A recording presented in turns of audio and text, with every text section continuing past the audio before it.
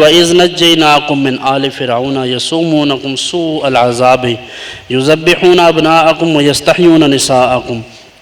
وَفِي ذَلِكُمْ بَلَاءٌ مِّن رَبِّكُمْ عَظِيمٌ۔ اور یاد کرو جب ہم نے تم کو فرعون والوں سے نجات بخشی اور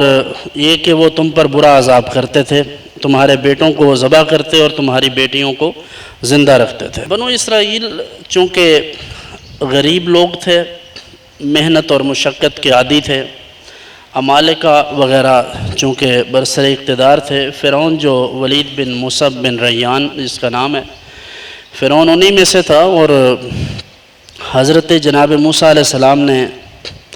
بڑی مشقت دیکھی، مشکلات برداشت کی، تو پھر ایک رات اللہ کے حکم سے انہوں نے بنو اسرائیل کو ساتھ لیا اور وہاں سے ہجرت کر گئے۔ اس کو خواب آیا فرعون کو، خواب میں کیا دیکھتا ہے کہ بیت المقدس کی طرف سے ایک ہوا چلی ہے جو اس کی سلطنت کو تباہ کرتی ہے۔ اور اس نے جب تعبیر پوچھی، معبرین نے کہا کہ ایک بچہ پیدا ہوگا بنو اسرائیل میں جو تمہاری سلطنت کو تباہ و برباد کر دے گا۔ اب اسی وجہ سے اس نے تقریباً 70,000 بچے قتل کروائے، 70,000 بچوں کو قتل کروایا، 90,000 حمل جو ہیں وہ ضائع کروا دیے اسی ڈر سے۔ حتیٰ کہ جو اس کی قوم کے لوگ تھے انہوں نے کہا، رؤساء جو تھے ان کے، انہوں نے آ کر مشورہ دیا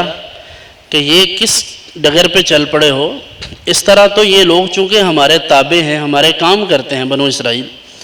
تو یہ تو کم پڑ گئے، اور بوڑھے لوگ جو تھے وہ اللہ کی حکمت کے وہ بھی جلد مرنا شروع ہو گئے، بچے پیدا ہونے نہیں دے رہے، تو اب یہ کام ہمارے کون کرے گا، ہمارے لیے مشکل ہے۔ اس نے کہا چلو ایسا کرتے ہیں کہ 1 سال بچوں کو چھوڑ دیا کرو، 1 سال قتل کر دیا کرو بنو اسرائیل کے بچوں کو۔ اللہ کی قدرت دیکھیے، جس سال میں وہ چھوڑتا تھا بچوں کو کہ اس سال قتل نہیں کرنا، اس سال میں جناب ہارون علیہ السلام پیدا ہوئے، جناب موسیٰ علیہ السلام کے بڑے بھائی ہیں، اور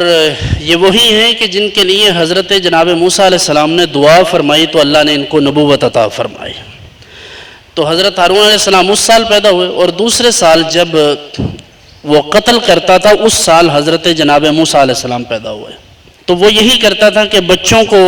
قتل کرتا تھا اور بچیوں کو زندہ رکھتا تھا۔ اللہ رب العزت نے ارشاد فرمایا کہ یہ تمہارے لیے بہت بڑی آزمائش تھی۔